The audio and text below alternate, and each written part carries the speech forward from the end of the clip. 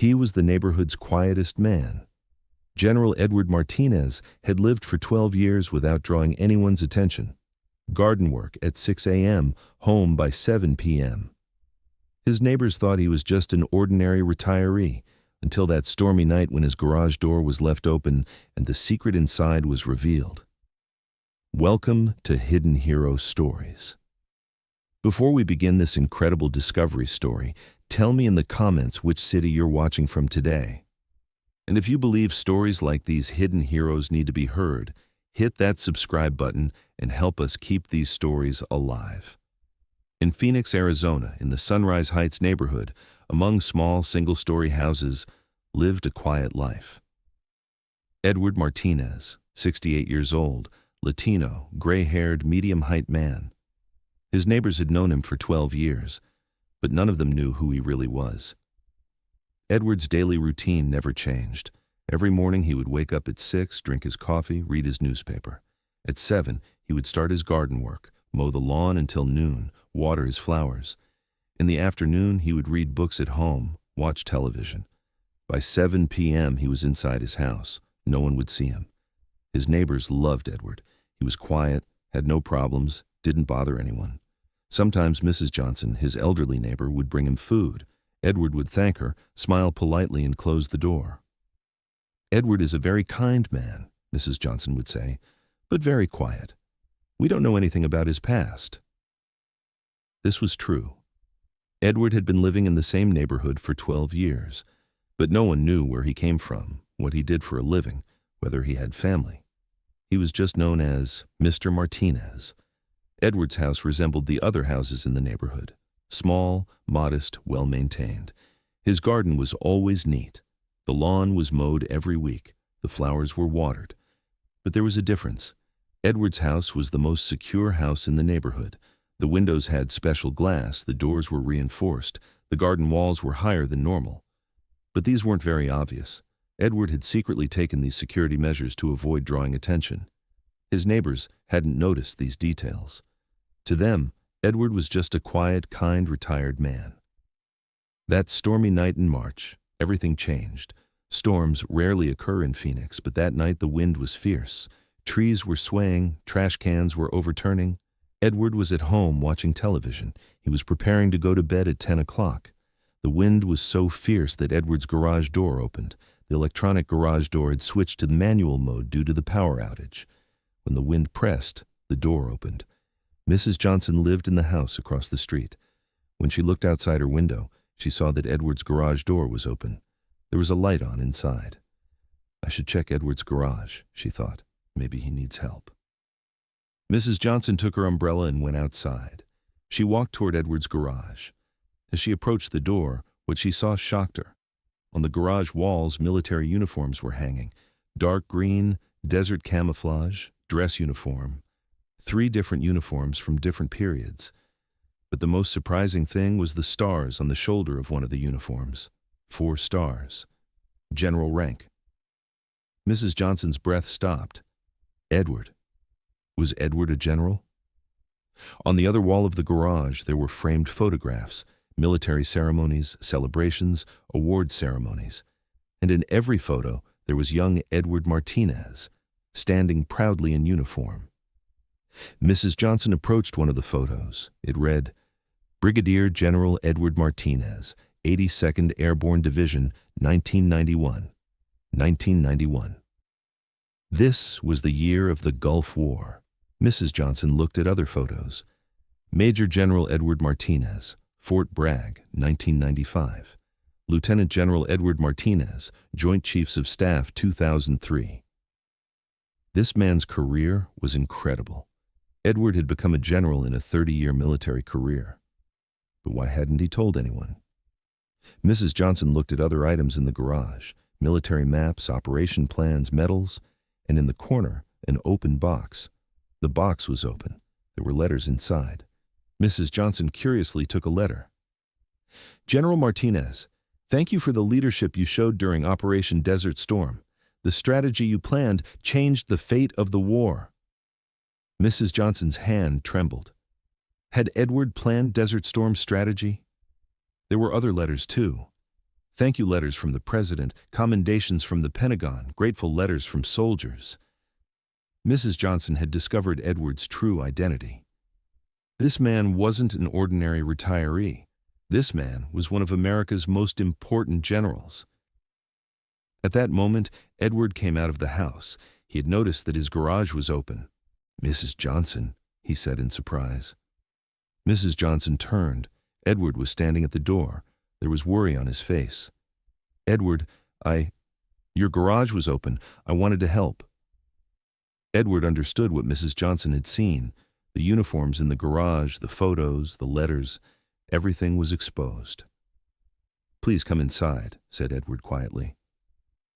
Mrs. Johnson was entering Edward's house for the first time. The house was as modest as it appeared from the outside, but on the walls there were more military photos. "Please sit," said Edward. "I need to explain to you." Mrs. Johnson sat in the chair. Edward sat across from her. "What you saw is real," said Edward. "I am General Edward Martinez, retired." "Why did you never mention it?" Edward took a deep breath. "Because I left that life behind. Now I'm just Edward." "But you became a general. This is something to be proud of." "It's something to be proud of, but also heavy. Being a general isn't just rank. It means responsibility. It means decisions. Life and death decisions." Mrs. Johnson could hear the weight in Edward's voice. "Did you plan Desert Storm?" Edward nodded. "The strategic part of the operation, but not alone. It was a very large team effort." "This is incredible. Why doesn't anyone know?" "Because I don't want them to know. War isn't a hero story. War is a painful experience. I lived that experience. Now I want peace." Mrs. Johnson was trying to understand Edward's perspective. "Do you have family?" Edward's face wrinkled. "I had. My wife Margaret. She couldn't endure the hardship of military life. We divorced in 1997. "I'm sorry." "So am I. But I chose my military career. Now I regret it." Mrs. Johnson understood Edward's loneliness. "Do you have children?" "I have a son, Michael, but he doesn't talk to me. I never got to spend his childhood with him. I was always on duty." Edward's eyes filled with tears. "That's why when I retired, I chose a quiet life, so no one would know me. No one would expect anything from me." "But Edward, you've done very important things. This can be told with pride." Edward shook his head. "Mrs. Johnson, being a general isn't about boasting about what I did. The decisions I made in war affected thousands of people's lives. This is a heavy burden." Mrs. Johnson understood the burden Edward carried. "What happened in Desert Storm?" Edward remained silent for a long time. Then he began to speak. "In 1991, Saddam Hussein invaded Kuwait. My job was to prepare the operational plan for American forces." "What kind of plan?" "A fast, effective operation. Minimum casualties, maximum impact. But making a plan is easy. Implementing it is hard." Edward spoke, remembering those days. "When the operation began, I was at the Pentagon. In the command center, I worked 24 hours. I was checking whether the plan was working." "Was it successful?" "Militarily, yes. It lasted 100 hours. Saddam's forces were routed. Kuwait was liberated." "This was a great success." Edward's face darkened. "But there was a price. American soldiers died. Iraqi civilians died. War is never clean." Mrs. Johnson understood Edward's pain. "You were just doing your job." "Yes, but my job was sending people to death. That's not an easy thing." Edward looked out the window. "After Desert Storm, my career peaked. I became a 4-star general. I took important positions at the Pentagon. But you weren't happy." "Number because the higher I climbed, the greater responsibilities I had, and my family. My family was getting farther from me each passing day." Mrs. Johnson was moved, listening to Edward's story. "I retired in 2005. My 35-year career ended, but I didn't know what to do." "Why did you come here?" "Because I wanted a place where no one knew me. In Washington, everyone knew me. Constant questions, expectations. I was tired." Edward turned to Mrs. Johnson. "I came to Phoenix. I bought a small house. I decided to build a quiet life. For 12 years, no one knew. Yes, and I wanted it to continue that way. Mrs. Johnson understood Edward's request. "Edward, I'll keep your secret. I won't tell anyone." Edward looked at Mrs. Johnson gratefully. "Thank you. This is very important to me. But I have a question. Have you never regretted it? Your military career?" Edward thought. It's a complex question. Serving my country was something to be proud of, but the price was heavy. My family, my peace, my normality. If you had the chance to live again, would you make the same choice? I don't know. Maybe I could have found a different balance. Mrs. Johnson appreciated Edward's honest answer. "Edward, I respect you, both for your military career and for your current choice." "Thank you, Mrs. Johnson." That night, when Mrs. Johnson returned home, she kept thinking about Edward's story. This man wasn't just her neighbor. This man was someone who had played an important role in America's history. The next day, Mrs. Johnson went to Edward's house. "Edward, I've been thinking since last night. Learning your story made me proud." Edward smiled. "Thank you. But I want something more. I want to learn more." Edward hesitated. "What do you want to learn?" "Your military career. What you experienced. Your experiences." "Why?" "Because you're not just my neighbor. You're someone who served this country, and I respect you." Edward could see Mrs. Johnson's sincerity. "Okay, but it's a long story." "I have time." After Edward seated Mrs. Johnson, he began telling his life story. "I graduated from West Point in 1970. I was 22 years old, young, ambitious, wanting to serve my country." "Where was your first assignment?" "Fort Benning, Georgia. I started as a lieutenant in the airborne unit." Edward spoke, remembering those days. "I went to Vietnam in 1975, the final years of the war. It was a very challenging experience." "What did you do in Vietnam?" "I commanded a small unit. Our mission was to protect American bases and ensure safe evacuation." Edward's voice became heavier. "In Vietnam, I saw the real face of war. Besides what was taught in books, in practice, everything was very different." "How different?" "War isn't just strategy and tactics. War is between people. Fear, panic, loss, all of these are real." Mrs. Johnson appreciated Edward's sincerity. "What happened after Vietnam?" "I returned to America. My career began to develop rapidly, because officers with war experience were few in number." Edward described the different stages of his career. "I became a major in the 1980s, lieutenant colonel in 1985, colonel in 1990. A very rapid rise." "Yes, but with each promotion, responsibility also increased." When Edward reached the early 1990s, his voice became even heavier. "In 1991, Iraq invaded Kuwait. My job was to plan the American response. Operation Desert Storm." "Yes, but making the plan wasn't that easy. It was a very complex operation." Edward began describing the details of the operation. "First, it was necessary to analyze Iraq's military strength. Saddam's army was large, but technologically backward." "What was your plan?" "A fast, effective operation. First air bombardment, then ground operation. Minimum time, maximum impact." Edward spoke, remembering those days. "At the Pentagon, I worked 24 hours. I was checking every detail of the plan, because every mistake meant soldier lives." "It was successful. Militarily, yes, it lasted 100 hours. Saddam's forces were routed. Kuwait was liberated." "This was a great success." Edward nodded. "But there was a price. No war is without cost." Mrs. Johnson understood the burden Edward carried. "What happened after Desert Storm?" "My career peaked. Brigadier General, then Major General, then Lieutenant General." 4-star General. "Yes. But with each promotion, I was getting farther from my family." Edward's voice broke. "My wife Margaret couldn't stand it anymore. I was always on duty, always traveling. I was never home." "You got divorced." "In 1997, a 25-year marriage ended, because I chose my career." Mrs. Johnson could see Edward's pain. "Your son?" "Michael. He was 16 years old at the time. During the divorce process, he was very affected by me. Now he's 35 years old, but he doesn't talk to me. Why? Because I neglected him. I never got to spend his childhood with him. I was always on duty. Edward's eyes filled with tears. That's why when I retired, I chose a quiet life, because my career cost me much more than my family. Mrs. Johnson was moved listening to Edward's story. Edward, you were just doing your job. You served your country. Yes, but my family? I couldn't serve them. Maybe you could try talking to Michael. Edward shook his head. I tried, but he doesn't want to forgive me.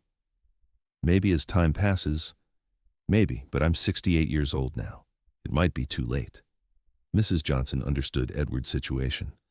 Edward, you've done very important things. This shouldn't be forgotten. Mrs. Johnson, I'm just Edward now, retired, a quiet man who does garden work. But your past is valuable.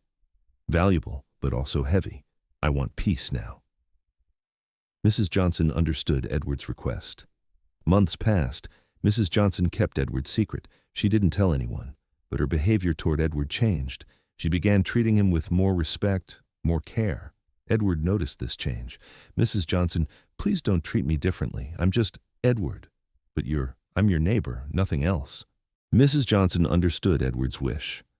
One day, while Edward was working in his garden, a young man came. Michael Martinez, Edward's son. Edward was seeing his son for the first time in 5 years. Michael, he said in surprise. Hello, Dad. Edward wondered why his son had come. How did you find me? I researched. I learned you were living here. Why did you come? Michael hesitated. Because I want to talk. Edward noticed the change in his son's attitude. Come inside. The two men sat face to face for the first time in 5 years. Dad? I was unfair to you. Edward was surprised. How? You were just doing your job. You were serving your country. I couldn't understand that. Michael, you were right. I neglected you. But now I understand. The work you did was very important. Edward couldn't understand his son's change. Where is this change coming from? I became a soldier too, Dad. I served in Iraq. Now I understand what you went through. Edward's eyes filled with tears. You became a soldier? Yes, Captain, I served in Iraq twice. Edward was moved to learn his son had become a soldier. Why didn't you ever tell me? Because I wasn't talking to you. But now I understand that we went down the same path. Edward hugged his son for the first time in 5 years. I'm sorry, Michael, for neglecting you. I'm sorry too, Dad, for not understanding you. The two men talked for hours that day. The past, the present, the future. Dad, you're a real hero. Why doesn't anyone know? Because I'm just Edward now. But what you did shouldn't be forgotten. Edward thought about his son's words. Maybe you're right, but I want a peaceful life now. I understand, but I'm proud. My father is a general. Edward smiled. And my son is a captain. From that day on, Edward's life changed. His son Michael started visiting once a week. Edward was no longer alone. Mrs. Johnson was very happy to see this change. Edward, this is wonderful. You reconciled with your son. Yes, thank you. If it weren't for your courage, I couldn't have faced my past. I didn't do anything. You did. You reminded me that I shouldn't run from my past, but make peace with it. Mrs. Johnson was proud to see Edward's change. Today, Edward Martinez still lives in Phoenix in the same house, but he's no longer completely alone. His son Michael visits once a week, and Mrs. Johnson is not just a neighbor, but also a trusted friend.